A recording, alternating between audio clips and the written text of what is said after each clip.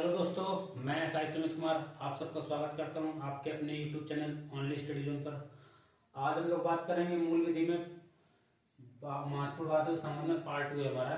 पहला पार्ट मैंने अपने यूट्यूब चैनल पर डाल रखा है, जिस पर आप लोग देख सकते हैं। और उससे संबंधित मैंने जो पीडीएफ है बातों से संबंधित, वो भी मैंने अपने टेलीग्राम ग्रुप पे डाल रखी है। आप लोग वीडियो के डिस्क्रिप्शन में आपको टेलीग्राम ग्रुप का लिंक मिल जाएगा, उसे ज्वाइन कर लीजिए।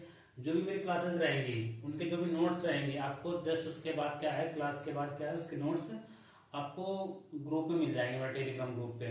ओके, तो आज हम लोग बात करते हैं मूल विधि पार्ट 2 महत्वपूर्ण बात। मैंने बताया था जब आप लोगों को डिस्कस किया था कि मैंने जब जीएस का जीके और इसका पॉलिटी के सब्जेक्ट जब मैंने डिस्कस किया था, एक मेरा वीडियो पड़ा हुआ है कि किसमें क्या क्या चीजें कहाँ से आती हैं उसके संबंध में, उसको आप देखिएगा, आपके लिए काफी हेल्पफुल होगा। आप उसमें देखेंगे वाद से 3 से 4 सवाल आपके बन जाते हैं वाद से, ठीक है। और वाद ऐसा है कि 4-5 क्लासों में 3-4-5 क्लासों में हम लोग पूरे वाद खत्म कर देंगे। और सारे 1 घंटे से कम की क्लासेस रहेंगी, यानी कि 5 घंटे से भी कम पढ़ के आप लोग 3 से 4 सवाल अपने सही कर सकते हैं। यानी 10 नंबर आप अपने 4-5 घंटे पढ़ के सही कर सकते हैं। स्मार्ट इन्वेस्टमेंट एक प्रकार से। तो हम लोग बात करेंगे आज जो है इंदिरा नेहरू गांधी बनाम राजनयनवाद में। देखिए, जो ये बात दिए गए, इससे पहले जो मैंने क्लास में पढ़ा था उसमें भी आपने देखना बीच में मैंने संविधान संशोधनों का जिक्र किया हुआ है। तो मैंने क्यों जिक्र किया, उससे एक पृष्ठभूमि बनती कि बात क्यों आया, क्यों ऐसा कारण खड़ा हुआ। क्योंकि ऐसा जब संविधान संशोधन की चीजें हो रही थी तो क्या है कि जो हमारे क्या कहते हैं सरकार और कोर्ट के बीच में एक कंफ्लिक्ट, यानी एक प्रकार का एक वर्चस्व की लड़ाई होती है। वहीं पर क्या है कि भाई जो शक्ति जिसके पास है, जैसे क्या है संसद के पास संविधान संशोधन की शक्ति है तो वो संविधान संशोधन करके चीजें लेके आएगी। और हमारी जो जुडिशरी है उसके पास एक चीज है कि एक तो वादों के माध्यम से वो निर्णय देगी, ठीक है। तो ऐसे क्या है कि जैसे ये कोई संविधान संशोधन लेके आ रही है, सुप्रीम कोर्ट उसे देखेंगे कि संविधान संशोधन सही है कि नहीं सही है, तो उसे वो क्या है खत्म कर देती है। तो ऐसे करके इनके बीच में कंफ्लिक्ट चलता है। तो ये क्या है, इसीलिए बीच में ये मैंने क्या है सीए का मतलब कॉन्स्टिट्यूशन अमेंडमेंट एक्ट यानी संविधान संशोधन अधिनियम, ये उन्हें डाल रखे हैं बीच में, ताकि आपको जानकारी मिलेगी कि इनसे क्या क्या बात से क्या क्या प्रॉब्लम क्रिएट हुई या उन्हें क्या क्या सरकार ने चेंजमेंट लाया इसमें संविधान में, वो सारी जानकारी के लिए मैंने कर रखा है। तो अब हम लोग वीडियो स्टार्ट करते हैं। आप लोग वीडियो को लास्ट तक देखा करिए पूरा, मैंने चीजों को बहुत अच्छे से एक्सप्लेन कर रखा है। आप लोग वीडियो को लास्ट तक नहीं देखते, पूरा लास्ट तक देखा करें। इसके अलावा आप जो टेलीग्राम ग्रुप से जुड़ जाएंगे तो उसमें पीडीएफ मिल जाएगी, उस पीडीएफ को पढ़ा करें। जब आपको पूरी मूल विधि हम पढ़ा देंगे देन उसके बाद आप लोग एक चीज ये देखेंगे, जब आप लोग प्रैक्टिस सेट लगाएंगे, जब वहां आपके सवाल आएंगे तब आप लोगों को एहसास होगा कि नहीं, हाँ मुझे जो चीजें मिली हुई हैं, जो प्रोवाइड कराई गई हैं वो बहुत अच्छी हैं। मैंने आपको बताया था कि मेरी 53वीं रैंक थी एसआई में, 53वीं रैंक थी। और ऐसे ही मैंने क्या है कि चीजें मैंने ये इस चीज पे काम किया कि कहाँ मैं कम पढ़ के ज्यादा नंबर, क्योंकि मैं ऑलरेडी जॉब कर रहा था। जॉब में मुझे इतना टाइम नहीं मिलता था कि मैं जो है बहुत सारी चीजें एकदम किताबें ढेर कर लूँ, उनको पढ़ डालूं। जब जॉब कर रहा हो तब आपको क्या सिलेक्टेड चीजें पढ़नी पड़ती हैं ताकि उससे एग्जाम आपका क्रैक हो जाए। आप बहुत ज्यादा पढ़ोगे, बहुत ज्यादा ये मान लो चीजें का मतलब बहुत ज्यादा कहते हैं एक होता है क्वांटिटी, तो बहुत ज्यादा क्वांटिटी पे फोकस मत करो, क्वालिटी पे फोकस करो। क्वालिटी मटेरियल क्या मिल रहा है, तो ये आपको क्वालिटी मटेरियल मिल रहा है। ओके, तो हम लोग बात करते हैं, आज स्टार्ट करते हैं इंदिरा नेहरू गांधी बनाम राजनयनवाद से। तो पहला बात हमारा कौन सा है आज की क्लास का, इंदिरा गांधीवाद। एक प्रकार से मैं इसमें एक्सप्लेन करूंगा आपको। इसके अलावा आपको जो पीडीएफ मिलेंगे उसमें सारी चीजें आपको दी हुई होंगी। तो इंदिरा गांधीवाद की बात करेंगे, इंदिरा नेहरू गांधी बनाम राजनयनवाद, बनाम राजनयनवाद। ये कब का है, 1975 में है। देखिए ये बात कहां से खड़ा होता है इसको समझते हैं। 1971 में लोकसभा के चुनाव होते हैं। 1971 में लोकसभा के चुनाव होते हैं। इंदिरा नेहरू गांधी यानी इंदिरा गांधी कहां से चुनाव लड़ती हैं, रायबरेली से चुनाव लड़ती हैं, रायबरेली से चुनाव लड़ती हैं। और इनके जो विपक्ष में खड़े होते हैं वो होते हैं राजनारायण। ये किसके, इनके विपक्ष में खड़े होते हैं, यानी कि नेहरू के विपक्ष में कौन खड़े थे, राजनारायण। तो अब ये क्या होता है, यहाँ पर इंदिरा गांधी जीत जाती है चुनाव। चुनाव कौन जीतता है, इंदिरा गांधी। समझिए इस चीज को, इंदिरा गांधी क्या करती है, चुनाव जीत जाती है। अब राजनारायण कहां पहुंच जाएंगे, supreme court, sorry Allahabad high court, Allahabad high court. अब यहां समझते हैं बात, देखो राजनारायण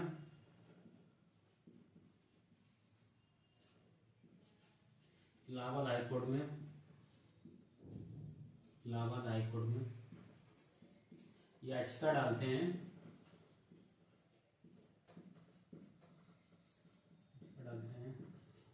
कि इंदिरा गांधी ने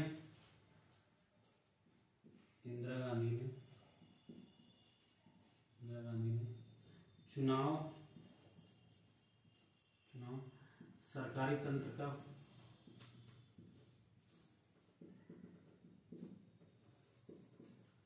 दुरुपयोग कर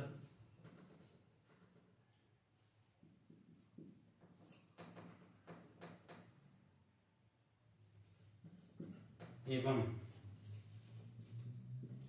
पैसे के दम पे जीता है, पैसे के दम पर जीता है।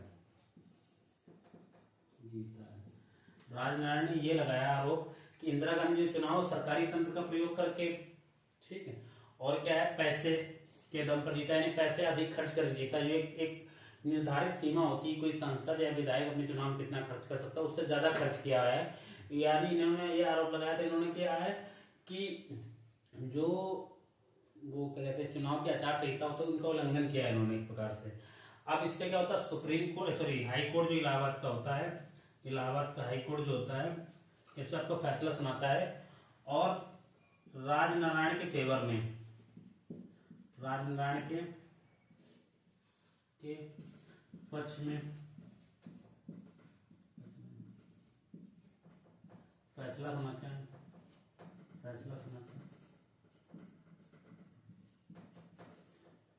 और इंदिरा गांधी के चुनाव को क्या कर देता है, इंदिरा गांधी के और चुनाव को अमान्य घोषित कर देते हैं। इंदिरा गांधी के चुनाव को अमान्य घोषित कर देता है, अमान्य घोषित कर देते हैं, ठीक है, कर देता है। तो क्या होता है, देखिए यहां तक आप लोगों को चीज समझ में आ गई होगी कि 1971 में चुनाव होता है लोकसभा के, उसमें रायबरेली सीट से कौन लड़ती है, इंदिरा गांधी लड़ती हैं, और राजनारायण के विपक्षी होते हैं। राजनारायण क्या होता है, चुनाव हार जाते हैं, इंदिरा गांधी चुनाव जीत जाती है। राजनारायण कहा जाता है इलाहाबाद हाईकोर्ट, और आरोप लगाते हैं इन्होंने चुनाव की आचार संहिता को उल्लंघन किया है, यानी कि उन्होंने सरकारी तंत्र का दुरुपयोग किया है।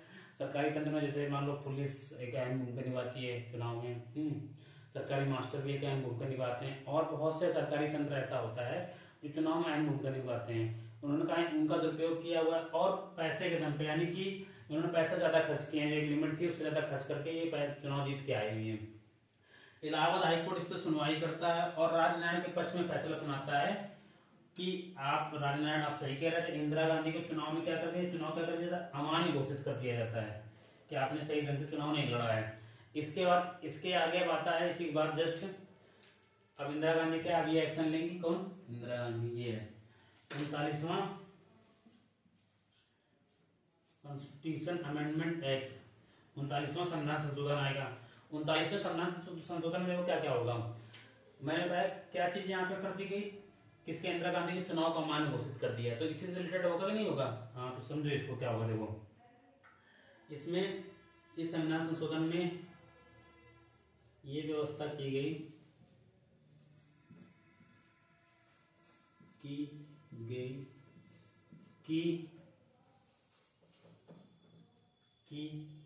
राष्ट्रपति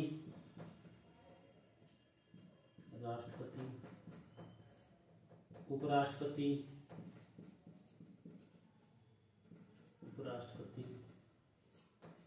प्रधानमंत्री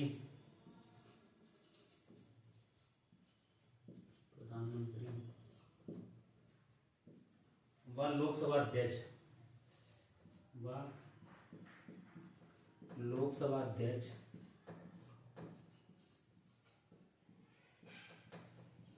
के चुनाव को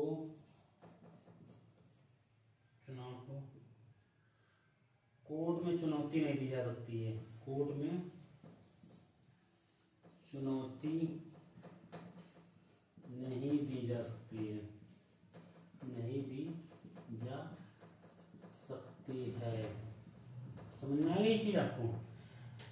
39वां संविधान संशोधन हुआ, उसमें यह कहा गया कि राष्ट्रपति, उपराष्ट्रपति, प्रधानमंत्री और लोकसभा अध्यक्ष के चुनाव को कोर्ट में चुनौती नहीं दी जा सकती, यानी इसकी न्यायिक समीक्षा नहीं की जा सकती है।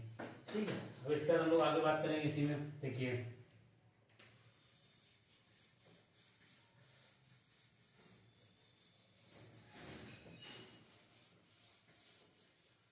अब सुप्रीम कोर्ट क्या करेगा, बात पहुंच जाएगी सुप्रीम कोर्ट। सुप्रीम कोर्ट इसमें देखिए संवैधानिक मामले में किसको अधिकारता होती है, सुप्रीम कोर्ट को होती है। तो सुप्रीम कोर्ट क्या करेगा, सुप्रीम कोर्ट 39वें कॉन्स्टिट्यूशन अमेंडमेंट एक्ट यानी संविधान संशोधन को असंवैधानिक करार दे देती है, असंवैधानिक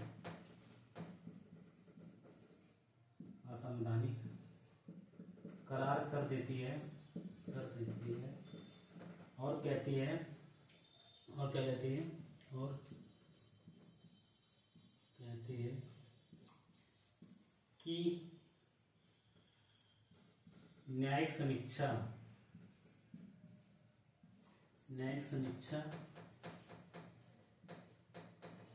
संविधान का मूल ढांचा है। संविधान का क्या है, मूल ढांचा है, अतः इसे परिवर्तित नहीं किया जा सकता है, अतः इसे परिवर्तित नहीं किया जा सकता है।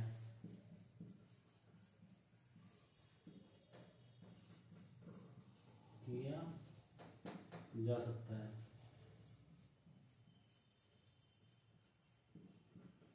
या तो चीज आप लोगों को समझ में आ गई होगी पूरी। देखिए मूल ढांचा वाला जो प्रावधान है, मैंने कहा था, एक बात बताया था केशवानंदन भारती बनाम भारत राज्य, जो भारत संघ, जो पिछले ही क्लास में लास्ट वाला बात बताया था, उसमें किसका मूल ढांचे का सिद्धांत आया था, ये मूल ढांचे का सिद्धांत आया था। तो इन्होंने ये कहा कि मैं भैया मूल ढांचे का सिद्धांत पहले दे चुका हूं, आप क्या कर सकते हो, मूल ढांचे परिवर्तन नहीं कर सकते हो, यानी कि न्यायिक समीक्षा क्या कर सकते हो, न्यायालय की नहीं छीन सकते, उसको न्यायिक समीक्षा का अधिकार है। राष्ट्रपति, उपराष्ट्रपति, प्रधानमंत्री के चुनाव के संबंध में उसको न्यायिक समीक्षा का अधिकार है। अब तुम लोग अनुच्छेद 71 भी पढ़ते होगे, आर्टिकल 71।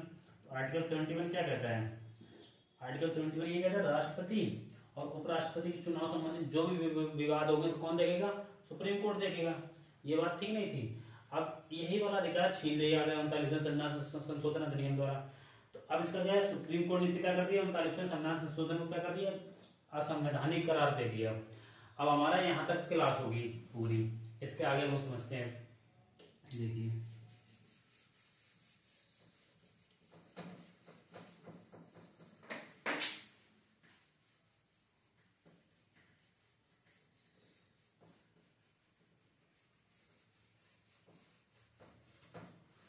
अब इसमें हम लोग बात करेंगे 42वां संविधान संशोधन और 44वां संविधान संशोधन के बारे में बात करेंगे।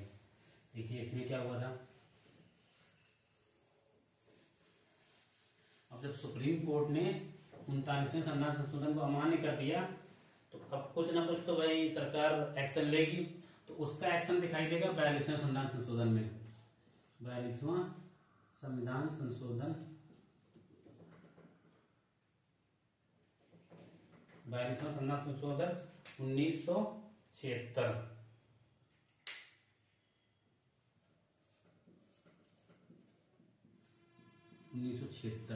देखिए इसमें क्या क्या होगा, इसमें इसको हम लोग पढ़ते हैं, जब हम लोग पढ़ते हैं इसको, तो ये देखिए स्वर्ण सिंह समिति की सिफारिश पे हुआ था। किसके, स्वर्ण सिंह समिति के सिफारिश पे हुआ था, समिति की सिफारिश पर हुआ था,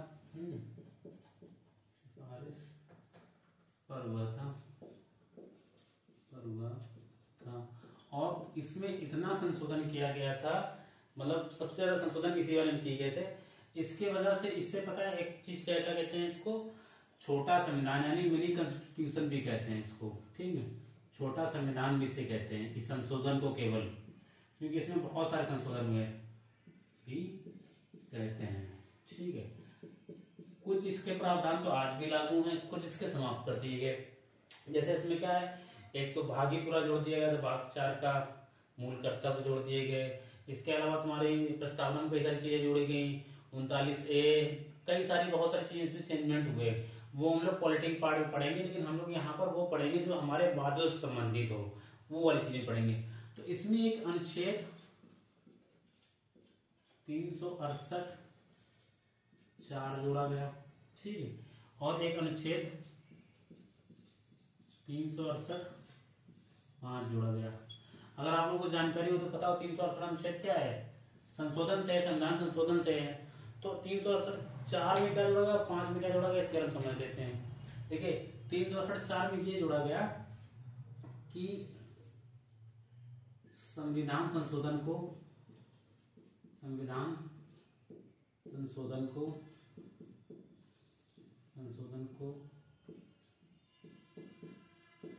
कोर्ट में चुनौती नहीं दी जा सकती है। कोर्ट में, वही बार चुनौती वाली बात आ जा रही, कोर्ट में चुनौती नहीं दी जा सकती है, ठीक है, दी जा सकती है। और 368 5 में ये जोड़ा गया कि संसद संविधान के किसी विभाग में, संसद संविधान के किसी भी भाग में संशोधन कर सकती है, किसी भी भाग में संशोधन कर सकती है, संशोधन कर सकती है, ठीक। दोनों चीज समझ में आ गए। पहला क्या है, 368 में संविधान संशोधन को कोर्ट में चुनौती नहीं दी जा सकती है। अनुच्छेद 368 5 जो जोड़ा गया उसमें ये लिखा गया संसद संविधान के किसी भी भाग में संशोधन कर सकती है। अब इसके बाद अगला आते हैं हम लोग, अगला आते हैं 44वां संविधान संशोधन 1978। कौन सा? 44वां संविधान संशोधन 1978, ठीक। CA मतलब कॉन्स्टिट्यूशन अमेंडमेंट एक्ट 1978 की बात कर लेते हैं हम लोग। इसमें क्या किया गया देखिए, इसमें क्या क्या प्रावधान किए गए समझिए। इसमें जो 368 है, अनुच्छेद 368 4 अनुच्छेद 368 5 को क्या कर दिया गया, निरस्त कर दिया गया, ठीक है। क्यों किया गया मैं बता रहा हूं, कर दिया गया। जो ये 1976 में जो हुआ था, ये जो 1976 में जो हुआ था, ये वाला, ये जो फैसला लिया था, ये इंदिरा गांधी सरकार ने लिया था। इसके बाद जनता दल की सरकार बन जाती है 1978 में। तो ये क्या, जनता दल की सरकार द्वारा फैसला लिया जाता है, कांग्रेस की सरकार खत्म होकर जनता दल की सरकार बन जाती है, और वो इस प्रावधान को क्या कर देती है, खत्म कर देती है। एक और चीज समझो, इसमें एक और इम्पोर्टेंट चीजें होती। एक इसमें ये होता है, हम लोग ने शुरू से पढ़ते चले आ रहे हैं, संविधान के संपत्ति के अधिकार को लेकर बहुत सारे विवाद हुए हैं। जैसे बहुत सारे तुमने देखना होगा, एक पंजाब का मामला था, एक हमारे उसका पश्चिम बंगाल का मामला था, केशवानंद भारती भी यही संपत्ति संबंधित अधिकार का मामला था।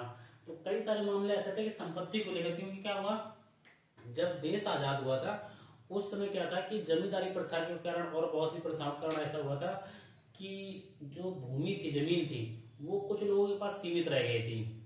यानी कि जैसे मान लो किसी व्यक्ति के पास 1000, 2000, 5000 बीघा जमीन है, किसी के पास कुछ नहीं है।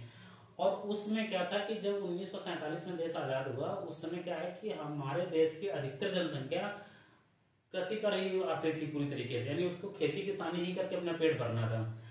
अब सिस्टम क्या हुआ कि जैसे मान लो किसी व्यक्ति के पास, किसी के पास 5000 बीघा है जमीन, और उसके आसपास गांव में किसी के पास जमीन नहीं है, तो वो सारे लोग किसके ऊपर आश्रित थे, इस जमींदार के ऊपर आश्रित थे सारे लोग, 5000 बीघा। ऐसे में क्या था कि बहुत सारी चीजें ना होते भी हो रही थी, जैसे कि बधुआ मजदूरी। भाई एक प्रकार से देखा जाए तो कुल मिला के ये जो 5000 बीघा जमीन वाला जमींदार है, ये जो उसके आसपास छोटे लोग रह रहे हैं जिनके पास कुछ नहीं है, उनके लिए एक प्रकार से राजा हो गया। वो इनके यहाँ पे आएंगे, खेती किसानी करेंगे, घर द्वार का काम तो देखेंगे, सब करेंगे, हाथ पैर भी दबाएंगे, क्योंकि उनका पेट किससे पल रहा है, इससे पल रहा है, इस जमींदार से। तो ऐसे में क्या हुआ, जवाहरलाल नेहरू को ये चीज समझ में आई कि संपत्ति जो है कुछ लोगों के पास ही सीमित है, हमें इसका क्या करना पड़ेगा, विकेंद्रीकरण करना पड़ेगा, तभी जो है ये दास्ता जैसी जो चीजें हैं वो खत्म हो पाएंगी। तो उन्होंने क्या किया, उस समय से ही जैसे जमींदार उन्मूलन के लिए कई सारे कानून लेके आए उन्होंने, जिनके पास ज्यादा जमीन थी उनसे जमीनें छीनी, जिनके पास नहीं थी उन्हें बांटी, ये काम किया जवाहरलाल नेहरू ने। तो ऐसे में क्या था, जिसकी जमीन छीनी जाएगी उससे दुख होगा, वो कोर्ट जाएगा, वो कहेगा संपत्ति का अधिकार हमारा मौलिक अधिकार है, ये क्यों छीना जा रहा है। तो ये बार बार विवाद खड़े होते थे इससे पहले। अब यहाँ पर क्या किया जाएगा, यहाँ पर 44वें संशोधन 1978 में इसको खत्म ही कर दिया जाएगा, इस विवाद को ही खत्म कर दिया जाएगा। कैसे, देखो अनुच्छेद हमने पढ़ा था 19(1)(f), ये क्या था, संपत्ति का अधिकार था, एवं अनुच्छेद 31 पढ़ा था उन्होंने, 31 में संपत्ति के अधिकार को, संपत्ति के अनुच्छेद 19(1) और एवं अनुच्छेद 31 में संपत्ति को मौलिक अधिकार माना गया, को मौलिक अधिकार माना गया, ठीक है, मौलिक अधिकार माना गया, अधिकार माना गया। अब क्या हुआ, आगे समझिए। अब 44वें संविधान संशोधन ने क्या कर दिया कि अनुच्छेद 31 अनुच्छेद 1(f) को मौलिक अधिकार से हटाकर कैसा अधिकार बना दिया, अब कानूनी अधिकार बना दिया, कानूनी अधिकार बना दिया, कानूनी अधिकार बना दिया, ठीक है, बना दिया। तो अगर पूछे कि मौलिक अधिकार से ये 300 का में चला गया आपका, ठीक है, 300 का अनुच्छेद 300 का में चला गया। तो अगर कोई पूछ दे कि संपत्ति के अधिकार को मौलिक अधिकार से हटाकर कानूनी अधिकार का बनाया गया, तो 44वें संविधान संशोधन 1978 द्वारा, ठीक है। बाकी हम लोग जो पॉलिटी का पार्ट पढ़ेंगे तो उसमें संविधान संशोधन पढ़ेंगे तो बहुत अच्छे सीक्वेंस से आपको चीजें बताएंगे सारी। अभी हम लोग इसमें आगे बढ़ते हैं। देखिए हमारा 42वां संविधान संशोधन हो गया, 44वां हो गया। हमने ये इसलिए पढ़ी कि इनका भी जो अगला वाल आने वाला है उसमें उपयोग है, सीक्वेंस से, इसीलिए सीक्वेंस बना रहे। तो हम लोग अगले बात की बात करते हैं, मिनर्वा मिल्स बात। देखिए इसमें क्या होता है,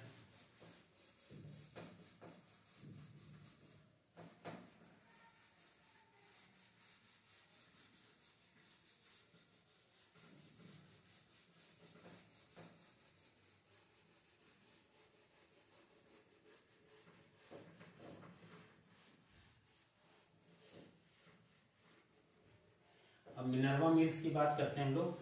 मिनर्वा मिल्स बाद में क्या होता है, मिनर्वा मिल्स बाद 1980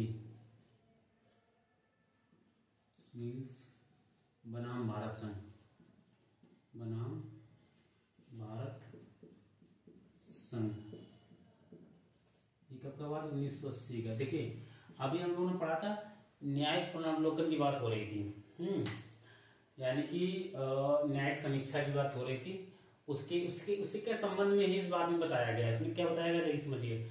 सुप्रीम कोर्ट में इसमें सुप्रीम कोर्ट ने फैसला दिया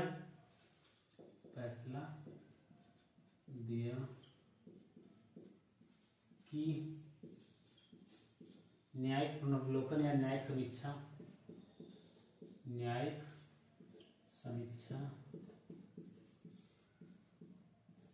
संविधान का मूल ढांचा है, संविधान का मूल ढांचा है,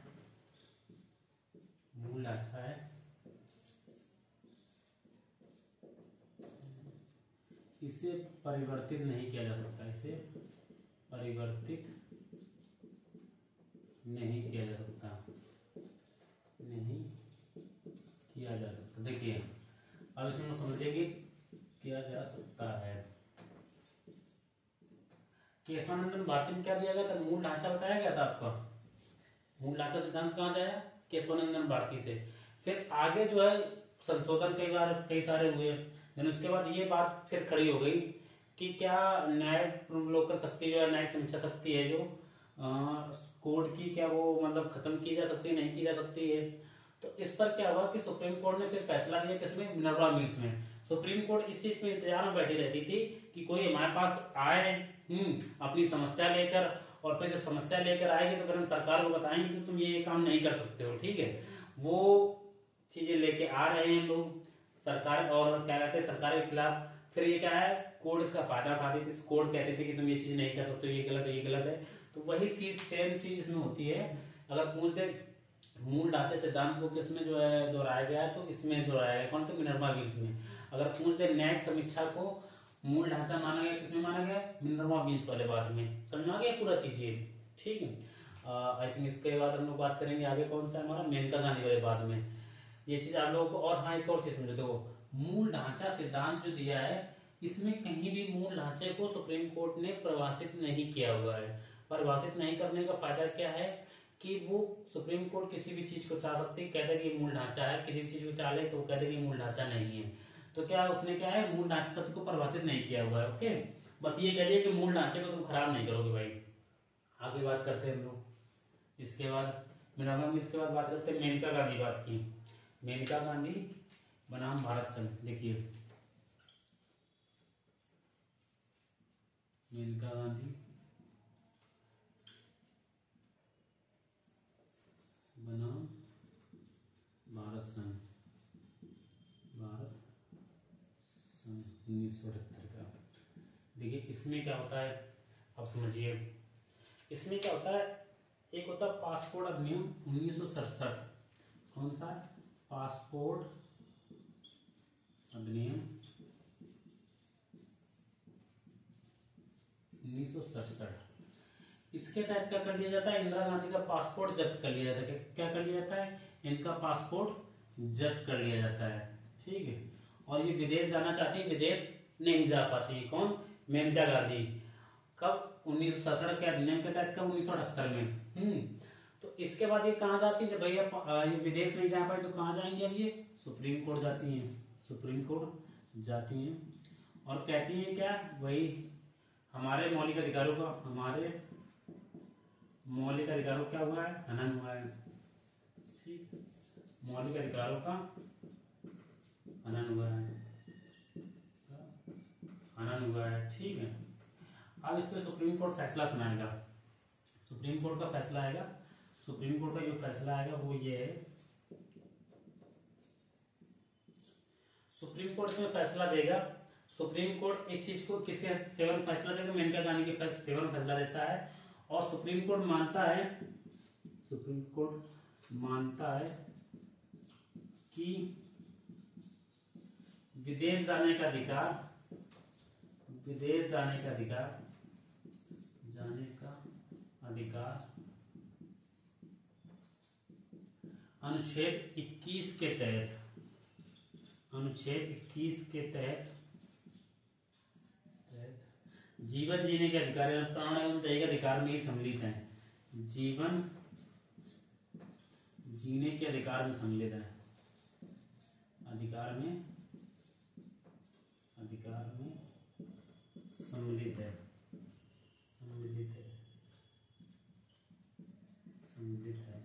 देखिए अब हम लोग बात कर रहे हैं, जैसे सुप्रीम कोर्ट क्या कह रहा है, ये कहता है, ये मानता है कि विदेश जाने का अधिकार, अगर पूछ दे तुमसे विदेश जाने का अधिकार मौलिक अधिकार किसमें सम्मिलित है, ये पूछ दे कि विदेश जाने का मौलिक अधिकार किसमें सम्मिलित है, तो अनुच्छेद 21 में। दूसरा पूछ दे विदेश जाने का मौलिक अधिकार किससे संबंधित है, किस बात से, मेनका गांधी बात से है, ठीक है। तीसरा ये सवाल पूछ दे कि जो जीवन जीने के अधिकार में है उसमें गौरवपूर्ण जीवन जीने का अधिकार, गौरवपूर्ण जीवन जीने का अधिकार, जीने का अधिकार। सुप्रीम कोर्ट ने ये कहा कि एक तो विदेश जाने का अधिकार तो है ही है, जीवन जीने का अधिकार से मतलब ये नहीं कि ऐसे सड़े गए जीवन जियो, यानी गौरवपूर्ण जीवन जीने का अधिकार है आपको, ठीक है। किसने कहा, मेनका गांधीवाद में। आपको ये बात पूरा समझ में आ गया होगा अच्छे से। अब इसके हम लोग अगले बात की बात करते हैं, ठीक है। आप लोग को पीडीएफ में बता रहा हूँ, उसमें मिल जाएगी आपको बाकायदा, उसमें चीजें डिटेल्स में लिखी होंगी। मैं आपको सिर्फ शॉर्ट में समझा रहा हूँ चीजें ताकि आपको समझ में आए अच्छे से।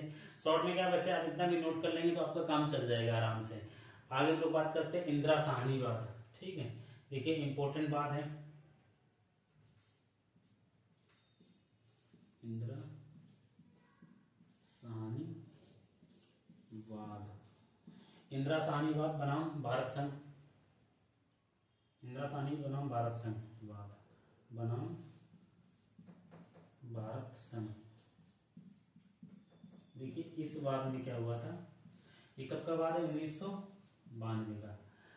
इसका बैकग्राउंड कहां से बनता है जाकर, 1979 में क्या होता है, एक मंडल आयोग का गठन किया जाता है। किसका, मंडल आयोग का गठन किया जाता है। 1979 में क्या किया जाता है, एक मंडल आयोग का गठन किया जाता है। मंडल आयोग का जो काम होता है वो ये काम होता है कि शैक्षणिक एवं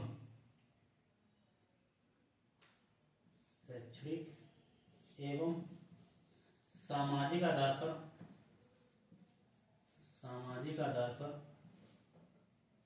शैक्षणिक एवं सामाजिक आधार पर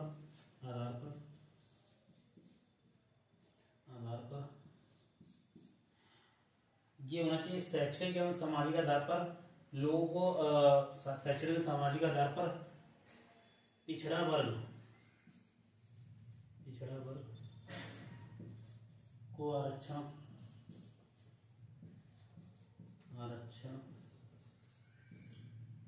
दिलाने के संबंध में, ठीक है, दिलाने के संबंध में क्या है, देखो 1979 में क्या है, मंडल आयोग आया, जिसमें क्या होता है, मंडल आयोग गठन इसलिए किया जाता है ये जांच करने के लिए कि शैक्षणिक एवं सामाजिक आधार पर पिछड़े वर्ग लोगों को आरक्षण मिलना चाहिए कि नहीं मिलना चाहिए, ठीक है, और कौन से लोग शैक्षणिक एवं सामाजिक आधार पर पिछड़े हैं, तो वो चीज आता है मंडल आयोग 1979 में आ जाता है। इसके बाद क्या है, आगे क्या होगा, देश में ये चीज मतलब चलने लगेंगी एक मतलब एक प्रकार से कि क्या इनको आरक्षण मिलना चाहिए कि नहीं मिलना चाहिए। इसके संबंध में फिर एक बात दायर होगा जिसका नाम है इंदिरा साहनी बनाम भारत संघ वाद। अब सुप्रीम कोर्ट में बात दायर होगा, सुप्रीम कोर्ट से पूछा जाएगा कि क्या आरक्षण देना सही है इनको, या आरक्षण की क्या सीमा होनी चाहिए, ये सब बात उठते हैं, समस्याएं उठती हैं। तब इस पर क्या होगा, सुप्रीम कोर्ट अपना एक वो बताएगा कि हाँ आरक्षण सही है कि गलत है, उसी संबंधित ये आपका इंदिरा साहनीवाद है। देखिए अब इसमें क्या होगा, इंदिरा साहनीवाद में आपका आरक्षण के संबंध में होगा, ठीक है। पहली बात तो अन्य पिछड़ा वर्ग, अगर ओबीसी अन्य पिछड़ा वर्ग को का आरक्षण क्या है, सही है, आरक्षण सही है, ठीक है। वही आरक्षण किसमें, नौकरी एवं प्रशिक्षण में, ठीक है, या शिक्षण में, तो किन में, यानी स्कूलों में जो आरक्षण दिया जा रहा है वो भी सही है, नौकरी में आरक्षण दिया जा रहा है वो भी सही है, ओबीसी का आरक्षण सही है, अन्य पिछड़ा वर्ग का या पिछड़ा वर्ग का आरक्षण सही। दूसरा इसमें जो पॉइंट बताता है कि आरक्षण की सीमा कौन, सुप्रीम कोर्ट बताता है आरक्षण की सीमा किसी भी दशा में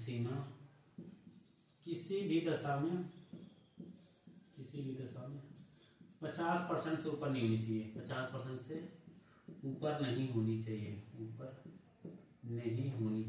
ठीक है, 50% से ऊपर नहीं होनी चाहिए। अभी आप लोग देखेंगे एक जो है यहाँ का है आपका सॉरी बिहार का एक अभी 2023 में 2 अधिनियम आए थे, आप लोग पढ़िएगा, 2 अधिनियम आए थे 2023 में, ठीक है।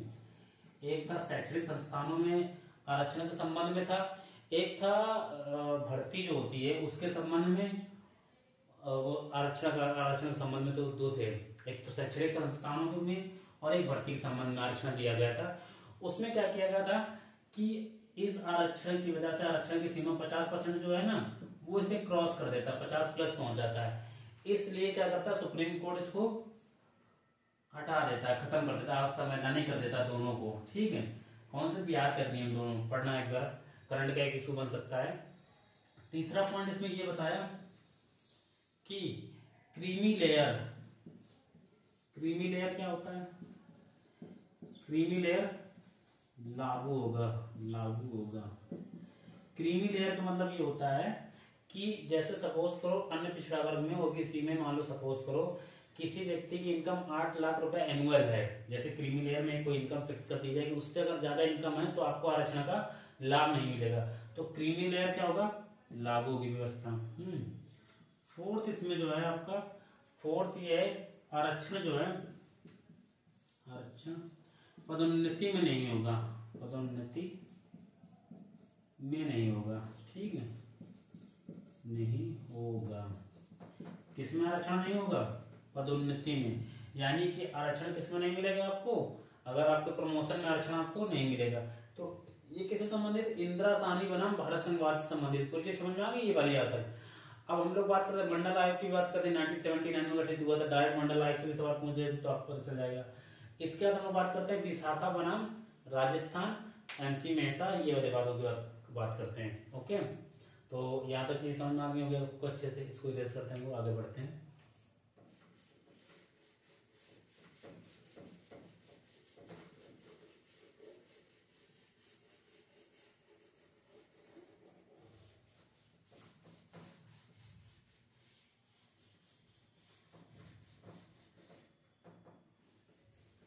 विशाखा वाले में बताते हैं हम लोगों को क्या था।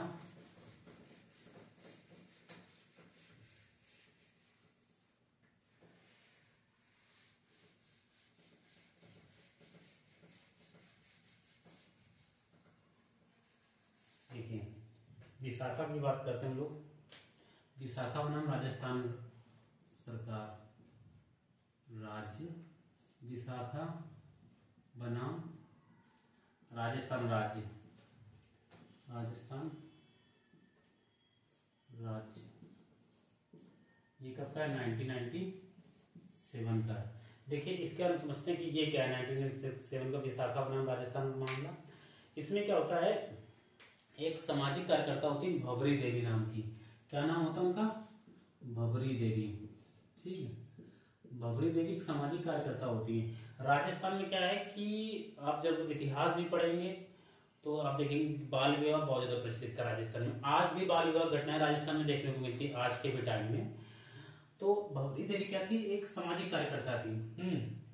भवरी देवी और उनके पति दोनों लोग क्या करते थे, एक प्रकार का संगठन था इनका, ये सामाजिक कार्यकर्ता थी। तो ये लोग ये क्या करते थे, लोगों को जागरूक करती थी कि बाल विवाह मत करो, और लोगों को जागरूक करती थी कि बाल विवाह मत करो, और जहाँ बाल विवाह हो रहे होते हैं तो वहाँ लोगों को जाती है रोकने के लिए कि आप ये गैर जो है कानूनी कार्य कर रहे हैं, इसके लिए आपको सजा मिल जाएगी, सब चीजें हो जाएंगी। तो क्या वो ऐसे एक कार्यक्रम में भवरी देवी पहुंच जाती है। वहां एक बच्ची की शादी हो रही होती है, मान लो, ठीक है, एक नाबालिग लड़की की क्या हो रही है, एक नाबालिग लड़की की क्या हो रही होती है, शादी हो रही होती है।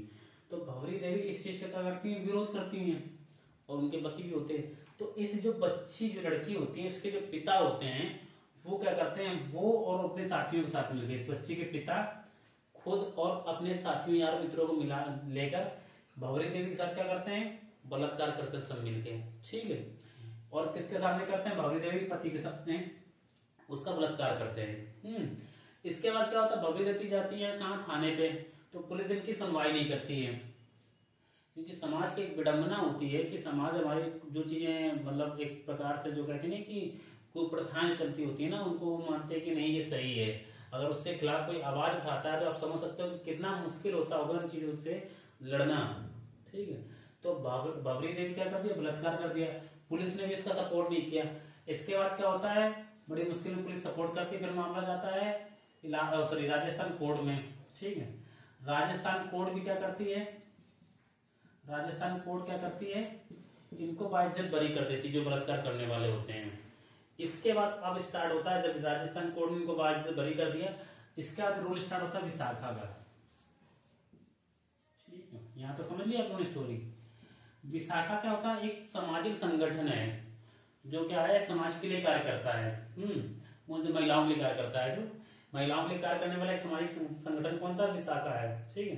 तो विशाखा को ये जब जानकारी मिलेगी तो विशाखा क्या करेगी, इसके संबंध में कहां पे, सुप्रीम कोर्ट में एक याचिका डालेगी इसके संबंध में।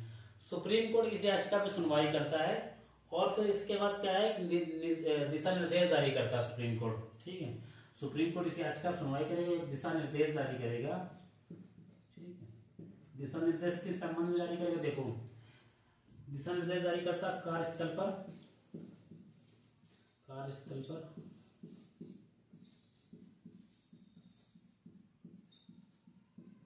कार्यस्थल पर महिलाओं के लैंगिक उत्पीड़न की रोकथाम के संबंध में। ठीक है, लैंगिक उत्पीड़न के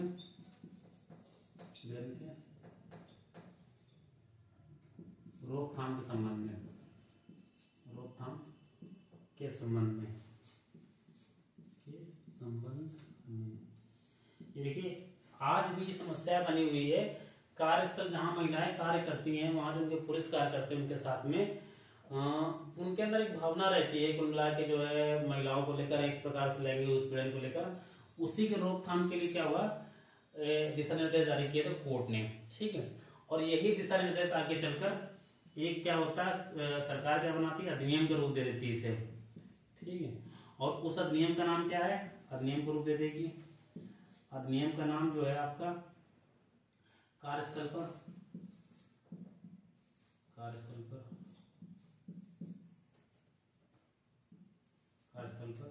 महिलाओं का लैंगिक उत्पीड़न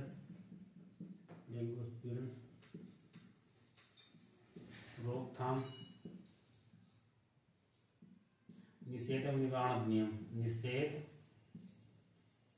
निवारण अधिनियम 2013 का।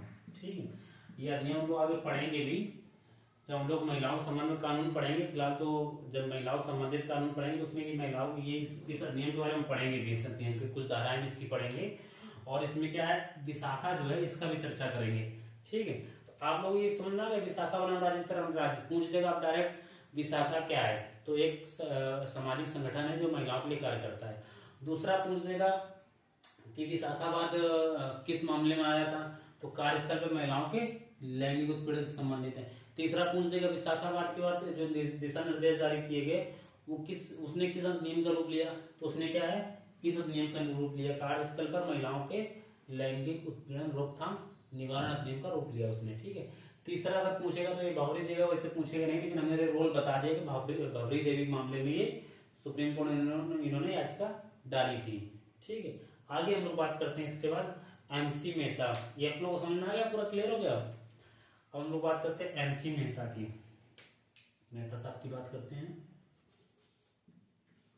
एमसी मेहता, एमसी मेहता बनाम भारत संघ, बनाम भारत संघ। ठीक, 1986 का ये बात है। देखिए इसमें क्या क्या होता है, ये होता है पर्यावरण के संबंध में। जैसे आप पढ़ेंगे तो 1984 में घटना होती है, भोपाल गैस त्रासदी होती है। ठीक है, ऐसी कुछ पर्यावरण को लेकर घटनाएं घट रही होती हैं। तो क्या होता है कि एमसी मेहता बनाम भारत संघवाद में क्या एमसी मेहता सुप्रीम कोर्ट जाते हैं और गंगा के प्रदूषण को लेकर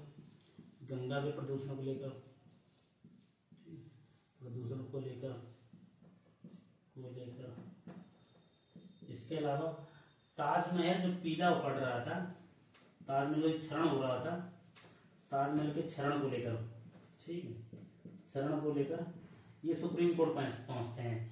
ये कहते हैं कि हम ऐसा क्या कर रहे हैं जिससे हमारा पर्यावरण बचेगा या हमारे आगे आने वाले भविष्य को हमारे पर्यावरण को जो फायदा मिल पाएगा। तो ऐसा हम क्या कर रहे हैं, तो गंगा के प्रदूषण को लेकर, ताजमहल के क्षरण को लेकर सब कार्य को रोकने के लिए क्या प्रयास कर रही है, इसको लेकर एमसी मेहता कहाँ जाते हैं, सुप्रीम कोर्ट जाते हैं। ठीक है, आप समझिए आगे।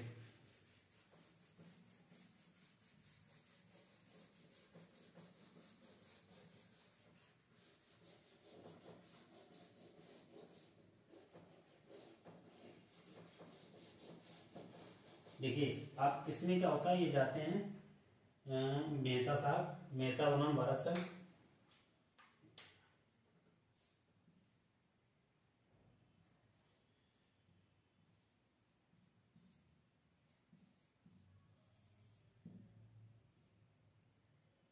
अब देखिए समझिए इसमें क्या होता है, ये जो याद करने वाली चीजें, थोड़ा समझने वाली चीजें हैं वो मैं बताता जा रहा हूँ। पहली पीआईएल किसके संबंध में, पर्यावरण के संबंध में। पीआईएल का मतलब जान रहे हो, पब्लिक इंटरेस्ट लिटिगेशन, यानी कि मतलब जो पब्लिक जनहित के जो मामले होते हैं उनको उठाने के लिए पीआईएल लाया गया था। ठीक है, वो चीजें, जिससे क्या होता है कि पहले ये होता था एक सिद्धांत ये चलता था कि जो पीड़ित व्यक्ति है वो आकर अपने कोर्ट में जो है याचिका डाले, तब उस पर सुनवाई होगी। फिर आगे चलकर क्या हुआ कि पीआईएल की व्यवस्था आई। पीआईएल की व्यवस्था मतलब जैसे कि अभी हम लोगों ने विशाखाबाद पढ़ा, मान लो सपोज करो यही व्यवस्था होती कि जो पीड़ित व्यक्ति है वही आगे कोर्ट में जब याचिका डालेगा तब सुनवाई होगी, तो क्या बबरी देवी को जो है न्याय मिल पाता? नहीं मिल पाता, क्योंकि इसकी आवाज किसने उठाई? विशाखा ने। तो पीआईएल के माध्यम से यही व्यवस्था की गई कि कोई भी व्यक्ति जनहित मुद्दों में, ठीक, या किसी पीड़िता के संबंध में अपनी आवाज आगे याचिका आपकी डाल सकता है आके, तो ये पीआईएल है, ठीक है। तो पर्यावरण के संबंध में पहली पीआईएल किसने डाली? एमसी मेहता ने, के संबंध में फर्स्ट पीआईएल है, ठीक है, समझ में आ गया। दूसरा क्या है कि सुप्रीम कोर्ट इसमें कुछ चीजें जो है वो कहते हैं, सुप्रीम कोर्ट अपना जो इसमें न्याय देगी, जजमेंट देगी इसमें। देखिए सुप्रीम कोर्ट इसमें जो जजमेंट देगी वो ये कहेगी स्वच्छ पर्यावरण का अधिकार,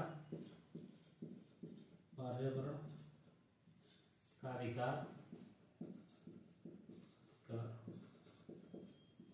अनुच्छेद, वही एक अनुच्छेद हमारा 11-21 के तहत एक मौलिक अधिकार है, एक मौलिक अधिकार है, मौलिक अधिकार है, अधिकार है।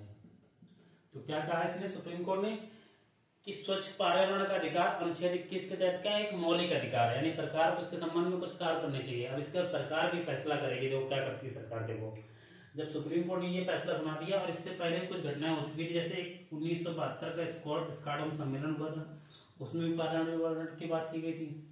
1984 का भोपाल गैस त्रासदी हुआ, तो लोगों ने पर्यावरण को बचाने के संबंध में बहुत आवाजें उठाई। फिर उसके बाद आ जाता है 1986 का, हमारे एमसी मेहता साहब आ जाते हैं, ठीक है। मेहता साहब ने विवाद दायर कर दिया।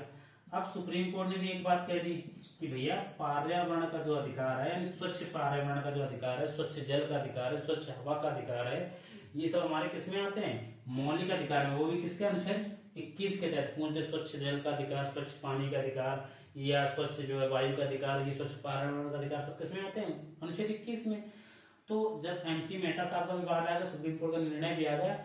इसके बाद तत्कालीन राजीव सरकार ने 1986 में, आप लोग आगे पढ़ोगे भी, पर्यावरण संरक्षण नियम लेके आती है, पर्यावरण संरक्षण अधिनियम लेके आती है, ठीक है, अधिनियम लेकर आती है, ठीक है, लेकर आती है।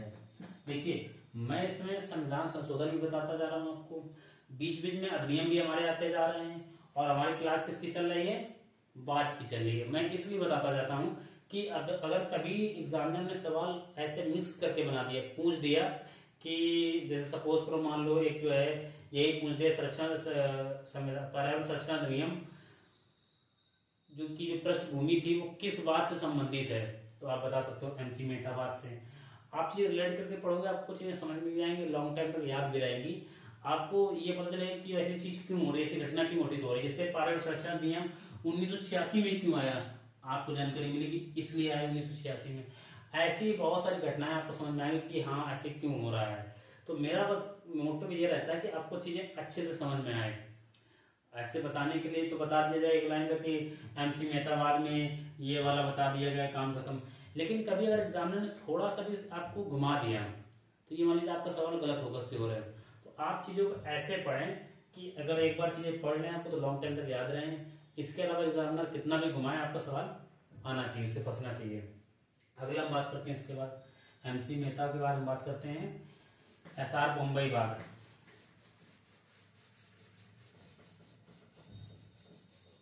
देखिए एसआर बम्बई बाग में क्या होता है,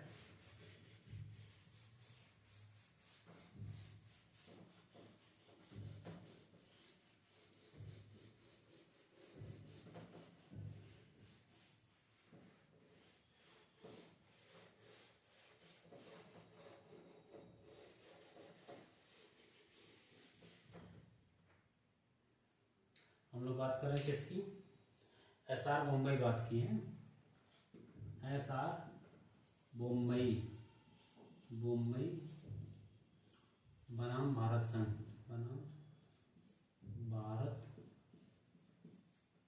संघ। देखिए इसकी बात कर रहे हैं हम लोग 1994 की।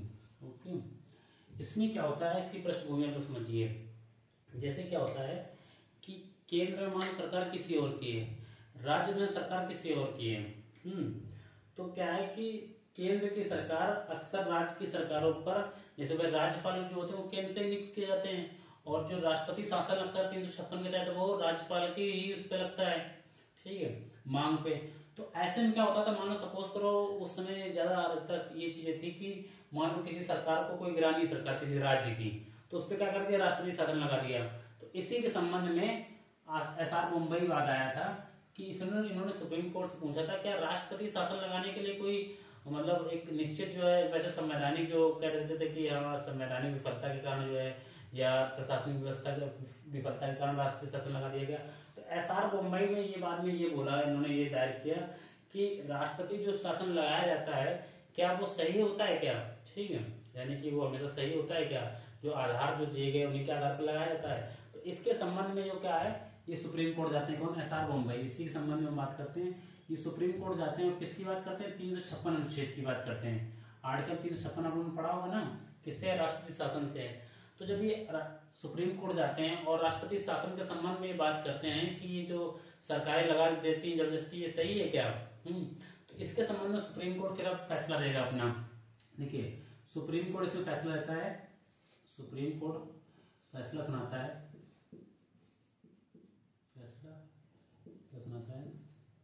फैसला सुनाता है कि अनुच्छेद 356 का प्रयोग 356 का प्रयोग कब करना चाहिए, जब उसकी जरूरत हो, आवश्यकता हो, ठीक है। 56 का प्रयोग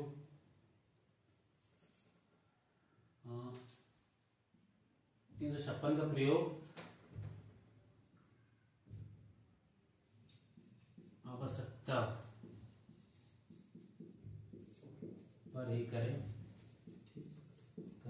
एवं इनका कारण भी बताएं, कारण बताएं, ठीक है, कि हम इस आधार पर क्या कर रहे हैं, राष्ट्रीय शासन लगा रहे हैं। इसके अलावा सुप्रीम कोर्ट ने एक और फैसला दिया कि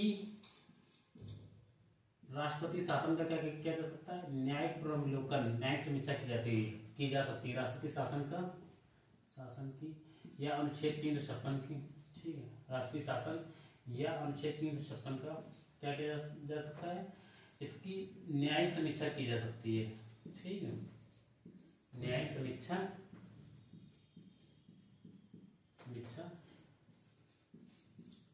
की जा सकती है, यानी सुप्रीम कोर्ट का क्या कर सकता है, राष्ट्रपति शासन यानी 356 में क्या कर सकता है, न्यायिक समीक्षा कर सकता है, और अगर आधार से सही न दिखाई दे तो क्या कर सकता है, हटाने का भी आदेश जारी कर सकता है कि ये गलत है आपका, ठीक है। तो इसमें याद रखना है कि सबसे ज्यादा इंपॉर्टेंट क्या इसमें याद रखना है कि राष्ट्रपति शासन या 356 अनुच्छेद की न्यायिक समीक्षा किस बात में से संबंधित है, SR मुंबई बात से, या पूछ दे अनुच्छेद 356 किस बात से संबंधित है, डायरेक्ट 356 ही पूछ दे केवल SR मुंबई बात से, या पूछ दे मनमाने ढंग से राष्ट्रपति शासन लगाने पर रोक किस बात ने लगाई है, तो मनमानी ढंग से राष्ट्रपति शासन लगाने पर रोक किसने लगाई, SR मुंबई बात ने। आपको चीज समझ में आ गई पूरी। इसके बाद हम लोग आगे बढ़ते हैं अगले इसमें अपने बात पे। अब लोग हम बात करते हैं मोहम्मद अहमद खान बनाम साहबानुवादी, जिसे साहबानुवादी कह सकते हैं हम लोग, मोहम्मद अहमद खान बनाम साहबानुवाद। ये कब का है, 1985 का, ठीक है। अब इसकी पृष्ठभूमि समझते हैं। क्या होता है कि एक महिला होती है साहबानु, इनके पति क्या करते हैं, कौन, मोहम्मद अहमद खान। साहबानु के पति कौन होते हैं, मोहम्मद अहमद खान, ठीक है। ये इनको तलाक दे देते हैं, 3 तलाक, ठीक है। जिसके बाद क्या होता है, साहबानु जो, तो इसको साहबानुवाद के नाम से भी जानते हैं, साहबानुवाद बनाम भारत, इसलिए मैंने दे दिया, अगर कभी ऐसे दे दे तो आप कंफ्यूज ना हो। तो इसके संबंध में क्या है, सुप्रीम कोर्ट कौन जाएगी, साहबानु कहां जाएगी, साहबानु सुप्रीम कोर्ट जाएगी, ठीक है, साहबानु जाएंगे हैं। जाएंगी और क्या करेंगी, और भरण पोषण की मांग करती हैं, और भरण पोषण पोषण की मांग करती हैं, भरण पोषण की मांग करती हैं, ठीक है, मांग करती है। अब इस पे देखो, जब शाहबानो कहाँ जाएंगी, सुप्रीम कोर्ट किसकी मांग करेंगी, भरण पोषण की मांग करेंगी। अब सुप्रीम कोर्ट जो है याचिका डालती है सुप्रीम कोर्ट में, भरण पोषण के लिए याचिका डालती है।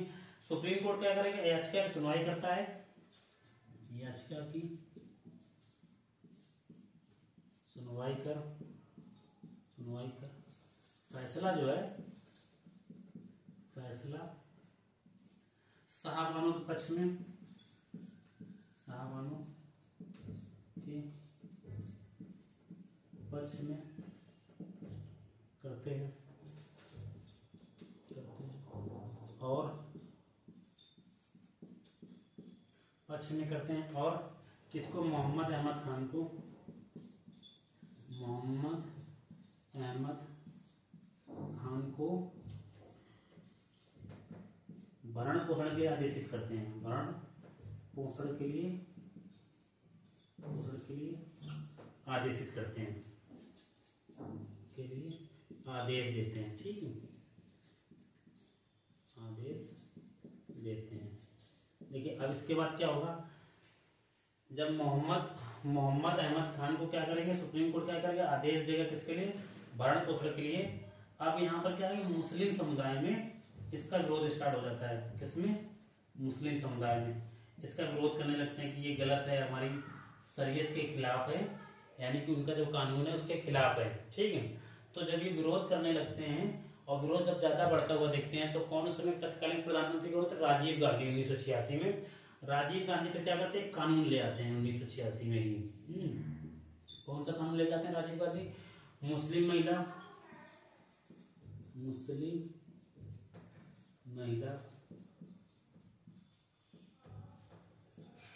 तलाक पर अधिकार संरक्षण अधिनियम,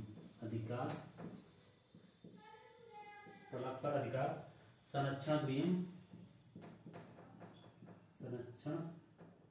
अधिनियम 1986।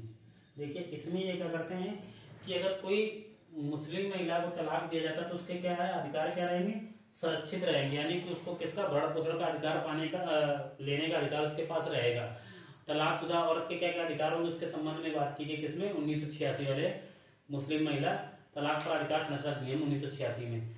ये समझ में आ गया बात। मोहम्मद अहमद खान बनाम शाहबानो 1985 में किससे संबंधित है, पूछ दे, 3 तलाक में भरण पोषण से संबंधित है, किससे संबंधित है, 3 तलाक में भरण पोषण से संबंधित है। इस बात में क्या होता है, सुप्रीम कोर्ट क्या कहता है, किसको, मोहम्मद अहमद खान को क्या भरण पोषण का आदेश देता है। इसका विरोध स्टार्ट हो जाता है। जब विरोध स्टार्ट हो जाता है तो क्या होता है, मुस्लिम महिला तलाक पर सुरक्षा अधिनियम 1986 आता है। समझ आ गया पूरा, ये अधिनियम आ गया आपका। तो अधिनियम में इसलिए बताता जाता हूँ ताकि आपको इसकी क्या है, जानकारी मिलती रहे इसमें। साथ में अगर कभी पूछ दे कि इस अधिनियम का जो है बेस कौन सा है, किस बात के बाद ये अधिनियम आया, तो आप बता सके। अब हम लोग अगला बात करते हैं सायरा बानो की और लिली थॉमस की, इन बातों की बात करते हैं। आप लोगों को चीज समझ में आ रही होगी अच्छे से, रखिए।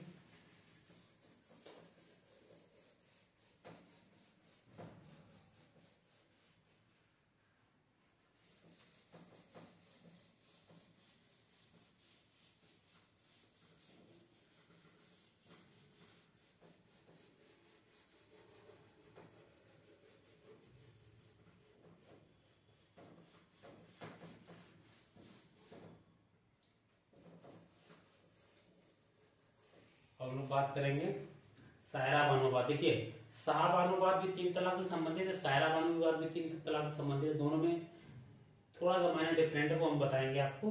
और दोनों के बाद एक अधिनियम भी आता है, ये सच्चाई है। और दोनों में बानो लगा हुआ है तो बैन वैन मान लो एक प्रकार से, बट बैन है नहीं वो, ठीक है। बस वो थोड़ा मैंने याद करने के लिए बताया। अब अगला हो जाता है सायरा बानो। सायरा बानो बनाम भारत संघ, बनाम भारत संघ। ये कब का है, 2017 का बाद है। देखिए इस बात में क्या हुआ था, सायरा बानो बनाम भारत संघ बाद में क्या हुआ 2017 में कि इनके पति भी तलाक देते हैं, ये भी सुप्रीम कोर्ट जाती हैं। ठीक है, तो जब ये सुप्रीम कोर्ट जाती हैं, कौन, सायरा बानो सुप्रीम कोर्ट जाती हैं, तो सुप्रीम कोर्ट इसमें क्या फैसला देता है, सुप्रीम कोर्ट फैसला देता है कि तीन तलाक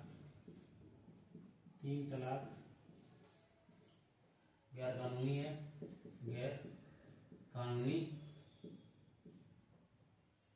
घोषित कर देता है। ठीक है, घोषित कर देता है एवं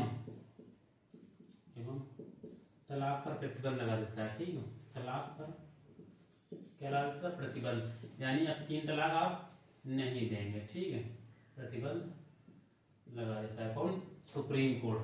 ठीक है, समझ में आया। उसमें क्या भरण पोषण केवल आदेश देता है, यहाँ पर क्या करता है, 3 तलाक का गैर कानूनी और घोषित कर देता है एवं प्रतिबंध लगा देता है, किसमें, सायरा बानो बाद में, समझिए 2017 का बाद इसमें। ठीक है, अब इसके बाद क्या होगा, देखिए अगर पूछ दे आपसे भरण पोषण का 3 तलाक भरण पोषण का अधिकार किसने दिया था, वो आपका होगा क्या कहते हैं, साहबानो वाले में। और अगर 3 तलाक गैर कानूनी और प्रतिबंधित किस पे किया, सायरा बानो वाले बाद में 2017 में। दोनों में अंतर समझ में आ गया। उसके बाद भी एक कानून आया था, उसमें आया था मुस्लिम महिला तलाक पर अधिकार संरक्षण अधिनियम। अब वहां पर क्या था, तलाक के बाद जो अधिकार दिए जा सकते हैं उसका संरक्षण था। अब यहाँ पर आएगा जो कानून आएगा वो देखो इसके संबंध करते हैं, बात करते हैं, मुस्लिम महिला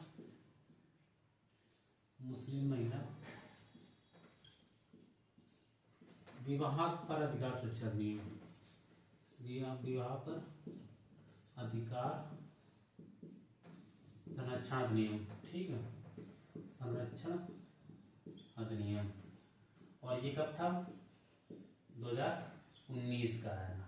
ठीक है, इसमें क्या है, वो उसमें विवाह पर अधिकार संरक्षण अधिनियम था, इसमें किस पर, तलाक पर संरक्षण अधिनियम था, इस पर विवाह पर संरक्षण अधिनियम है। ठीक है, इसको समझते हैं कैसे, इसमें क्या चीजें की गई हैं, एक एक करके हम समझेंगे। देखिए इसमें क्या किया गया, एक तो तलाक बिद्दत, 3 तलाक को हम लोग बोलते हैं तलाक बिद्दत को गैर कानूनी साबित किया गया। ठीक है, जो वो किसी भी माध्यम से, आप मौखिक कह रहे हैं, आप फोन के माध्यम से कह रहे हैं, आप मेल कह रहे हैं, या किसी भी माध्यम से आप तलाक दे रहे हैं, वो क्या होगा, गैर कानूनी होगा। और गैर कानूनी के साथ साथ क्या होगा, उस पर आपको दंड भी मिलेगा। ठीक है, 3 साल के लिए, समझे। तो ये क्या है, मुस्लिम महिला विवाह अधिकार संरक्षण अधिनियम 2019 इसके बाद आया, सायरा बानो बाद के बाद। दोनों बातों में समझ में आ गया आपका अंतर, दोनों बात पहले पढ़ गए। अब इसके हम लोग आगे बात करते हैं लिली थॉमस बाद। आप अगर मान लो इससे संबंधित पूछ दे कि 3 तलाक से संबंधित, 3 तलाक गैर कानूनी किसमें बनाया गया, सायरा बानो में। ठीक है, 3 तलाक को प्रतिबंध किस पे लगाया गया, सायरा बानो पे। ठीक है, मुस्लिम महिला विवाह पर अधिकार संरक्षण अधिनियम का बेस कौन सा है, सायरा बानो है, इसके आधार पर आया था। ठीक है, और जो साहबानो है वो भरण पोषण से संबंधित, 3 तलाक के बाद भरण पोषण से संबंधित है। अब हम लोग बात करते हैं लिली थॉमस बाद की, अगले बात की, लिली थॉमस बाद 2005 की। देखिए लिली थॉमस बाद क्या होता है, आप समझिए कि इसमें क्या होता है, लिली थॉमस जो बाद होता है हमारा, इसमें ये सुप्रीम कोर्ट में जाते हैं और ये कहते हैं कि जैसे जो हमारे राजनीतिक नेता होते हैं वो बहुत से आपराधिक कृत्यों से जुड़े हुए होते हैं, फिर भी उसके खिलाफ कोई कार्रवाई क्यों नहीं होती, या मान लो वो क्यों चुनाव लड़ लेते हैं, क्यों जीत जाते हैं। बहुत से ऐसे लोग होते हैं जो कई इनके ऊपर क्रिमिनल मुकदमे होते हैं, सजा भी पाए हुए होते हैं, उसके बाद भी सांसद विधायक बने हुए होते हैं। तो इसके संबंध में सुप्रीम कोर्ट जाते हैं, एक बहुत ही अच्छी पहल कह सकता हूँ मैं इसको। तो सुप्रीम कोर्ट इसमें फैसला सुनाता है, सुप्रीम कोर्ट फैसला सुनाता है किसके फेवर में, लिली थॉमस के, सुनाता है कि सांसद या विधायक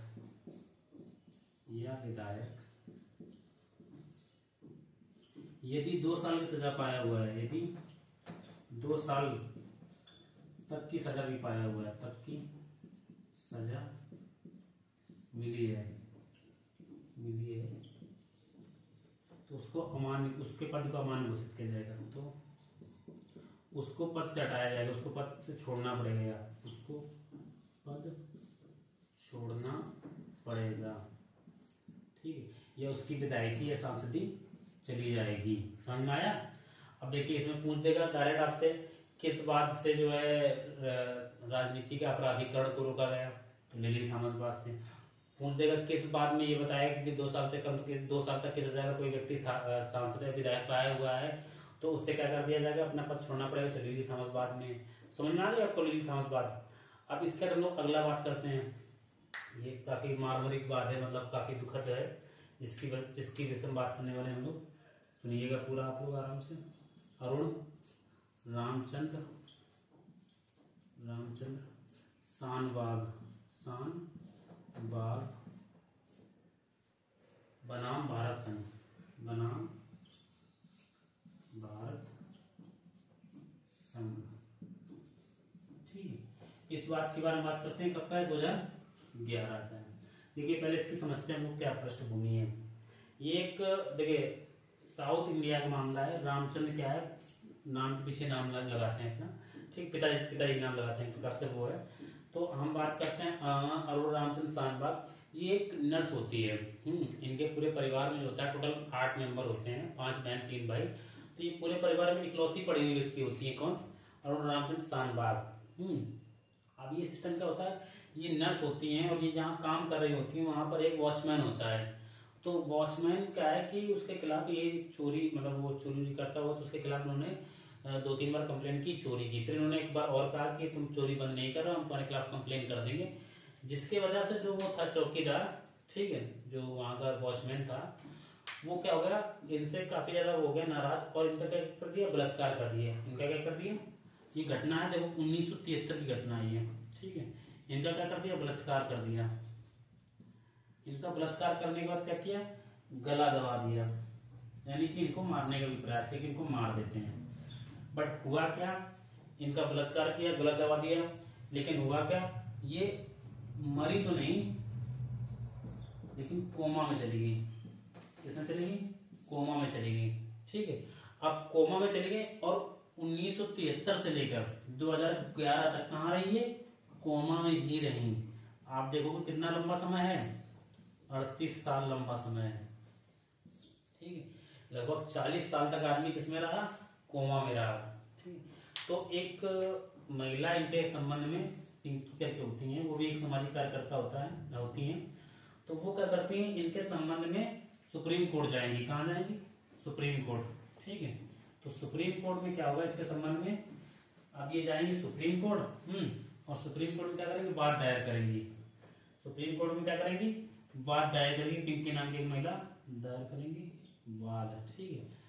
क्या वाद दायर करेंगी, इच्छा मृत्यु की मांग करेंगी। इसके लिए, किसके लिए, अरुण रामचंद्र शानबाग के लिए इच्छा मृत्यु की मांग करेंगी, मृत्यु की मांग। सुप्रीम कोर्ट से क्या करेंगे, इनको इच्छा मृत्यु दे दो अरुण रामचंद्र शानबाग को, इनको मतलब यानी कि मरवा दिया जाए एक प्रकार से। तो इस पर सुप्रीम कोर्ट क्या अपना फैसला देता है वो समझते हैं हम लोग। सुप्रीम कोर्ट इस पर यह फैसला देता है कि अनुच्छेद 21 हमें जीवन जीने का अधिकार देता है। क्या देता है, हमें जीवन जीने का अधिकार देता है, जीने का अधिकार देता है, अधिकार देता है। ऐसे में हम किसी व्यक्ति के जीवन जीने का अधिकार को छीन नहीं सकते। ऐसे में हम किसी व्यक्ति के जीवन जीने के अधिकार को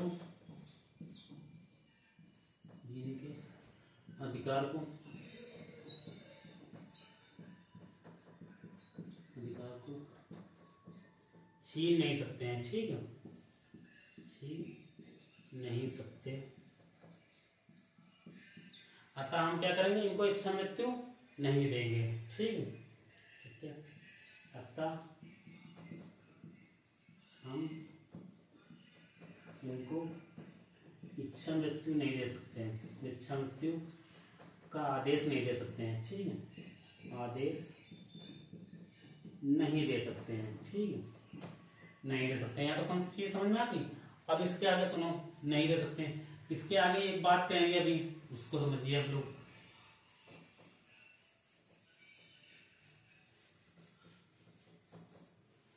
हम क्या कर सकते हैं, इच्छा मृत्यु का आदेश नहीं दे सकते हैं, लेकिन निष्क्रिय इच्छा मृत्यु, निष्क्रिय इच्छा मृत्यु दी जा सकती है। इच्छा मृत्यु दी जा सकती है, दी जा सकती है। अब ये निष्क्रिय इच्छा मृत्यु क्या, आगे इसके बारे में समझते हैं। देखिए, इच्छा मृत्यु क्या होता था कि जैसे मान लो किसी व्यक्ति को जहर का इंजेक्शन देना या जहर खिलाना, ठीक है, ऐसा क्या होगा, ये इच्छा मृत्यु हो गई। निष्क्रिय इच्छा मृत्यु में समझते हैं क्या है कि जैसे मान लो सपोज करो कोई व्यक्ति कोमा में पड़ा हुआ है, ठीक है, कोमा में पड़ा है या कोई गंभीर बीमारी से पीड़ित है, उसका इलाज चल रहा है, ऐसे में क्या करते हैं, इलाज बंद कर दें उसका, तो व्यक्ति क्या हो जाएगा, मर जाएगा। तो इसे ही निष्क्रिय इच्छा मृत्यु कहते हैं। जो कोमा में पड़ा हुआ व्यक्ति होता है वो किसके सहारे पड़ा होता है, लाइफ सपोर्ट सिस्टम के सहारे, सपोर्ट सिस्टम के सहारे जो है वो जिंदा रह रहा होता है, ठीक है। अब क्या करो, उससे उसका लाइफ सपोर्ट सिस्टम ही छीन लो, ठीक है। तो क्या है कि इलाज के अभाव व्यक्ति मरता है, उसको क्या कहेंगे, निष्क्रिय इच्छा मृत्यु। तो सुप्रीम कोर्ट ने निष्क्रिय इच्छा मृत्यु को इजाजत दे दी। अगर अब आपसे पूछ देगा निष्क्रिय इच्छा मृत्यु का मामला किससे संबंधित है, तो आप बता पाओगे, अरुणा रामचंद्र शानबाग। निष्क्रिय इच्छा मृत्यु क्या है, आप समझ पाओगे क्या है कि इलाज के अभाव मृत्यु हो जाए, इलाज मत दो उसको, ठीक है। और आपको ये पूरा बात अच्छे समझ में आ गया होगा। आई थिंक वैसे पढ़ते तो बड़ा परेशान रहते कि निष्क्रिय इच्छा मृत्यु क्या, निष्क्रिय इच्छा मृत्यु क्या, रटते सीधा सीधा। अब आपके माइंड में बिल्कुल बैठ गया होगा एकदम। अब हम लोग आगे बात करेंगे। न्यायमूर्ति के.एस. पुट्टुस्वामी बनाम भारत संघ और नवतेज सिंह जौहर बनाम भारत संघ। आज की ये क्लास इन्हीं दो बातों के साथ हमारी क्या हो जाएगी, समाप्त हो जाएगी।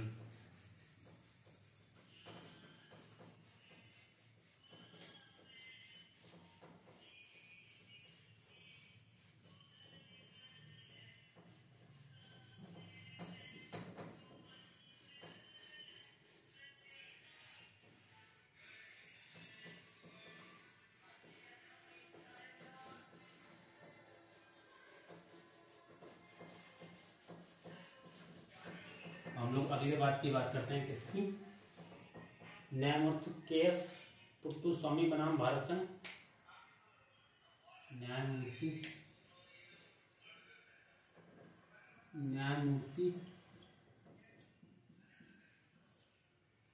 के.एस. पुट्टुस्वामी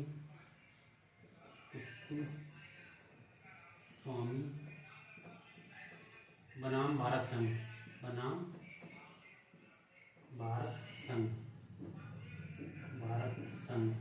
ये कब का, 2018 का बात है, 2017 का, सॉरी 2017 का बात है। देखिए, न्यायमूर्ति के.एस. पुट्टुस्वामी बनाम भारत संघ बात कब का है, 2017 का है।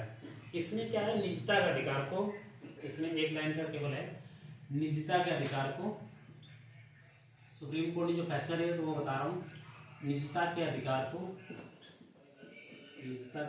को सुप्रीम कोर्ट ने अनुच्छेद 21 के तहत क्या माना था, मौलिक अधिकार माना था,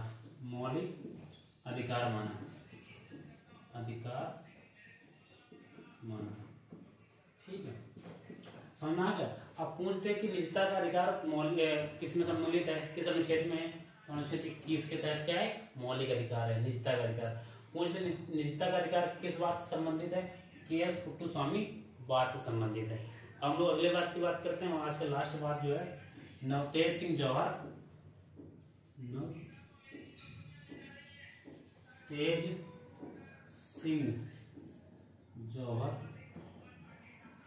बनाम भारत संघ। ये कब का मामला, ये है 2018 का। देखिए इसमें क्या होगा, नवतेज सिंह जौहर बनाम भारत संघ। इससे पहले तो एक धारा पढ़नी होगी, समझनी होगी। आईपीसी की धारा थी एक 377, जिसको बोलते थे अप्राकृतिक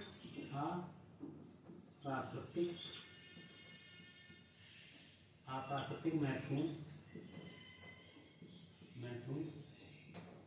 के लिए दंड। ठीक है। अच्छा, इसकी विडंबना क्या थी कि अप्राकृतिक मतलब होता है अननेचुरल सेक्स जो है आप सहमति से कर रहे हो या असहमति से कर रहे हो, वो क्या होगा, दंडनीय अपराध है। आप प्राकृतिक मैथुन आप अपनी सहमति से चाहे कर रहे हो फिर भी क्या है, दंडनीय अपराध है। समझ में आ गया? आप लोग सभी लोग समझदार है, समझ गए होंगे चीजें क्या है। ठीक है, इसके बाद हम लोग आगे बात करते हैं इसमें। तो नवतेज सिंह जौहर इसी संबंध में सुप्रीम कोर्ट चले गए कि भाई अगर मैं अपनी इच्छा से ये चीजें कर रहा हूं तो वो कैसे अपराध है। तो इस संबंध में सुप्रीम कोर्ट फिर अपना फैसला सुनाता है। किसमें? सुप्रीम कोर्ट ने आईपीसी की धारा 370 को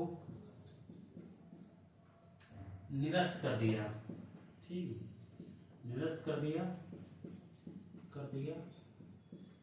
अर्थात इसका मतलब क्या है कि आप प्राकृतिक मैथुन अगर आप अपनी स्वेच्छा से कर रहे हैं तो वो अब क्या रह गया, दंड नहीं है। ठीक है, ये किसने किया गया, नवतेज सिंह जौहर बनाम भारत संघ में आईपीसी धारा 370 को कर दिया गया, निरस्त कर दिया गया। यहाँ तक चीज आपको समझ में आ गई? आशा अच्छा लगा, आई थिंक आपको वीडियो अच्छा लगा होगा, मैं ऐसा करता हूँ ऐसा। ठीक है, तो आप लोगों से रिक्वेस्ट है कि मेरे चैनल को जो है सब्सक्राइब कर लीजिए और बेल आइकन को दबा लीजिए ताकि आपको जो भी वीडियोस होंगी आगे उनका नोटिफिकेशन मिलता रहे। सेकंड का, आप हमारे टेलीग्राम ग्रुप को जरूर ज्वाइन कर लीजिए, जिसका लिंक आपको इसी वीडियो के डिस्क्रिप्शन में मिल जाएगा। तो मैं यहीं से क्लास खत्म करता हूँ। अगले क्लास में इसके आगे के जो और वीडियोस हैं वो आपको मिलेंगे, जो और बात है, इंपॉर्टेंट बात है। ये सारे बात क्या है, इंपॉर्टेंट है। आप क्या है मेरे साथ जुड़े रहिए। जब आप पूरी पढ़ लेंगे मूल विधि, उसके जब प्रैक्टिस सेट लगाएंगे तो आपको ऐसा होगा कि आपने बहुत अच्छी चीजें पढ़ी हुई है।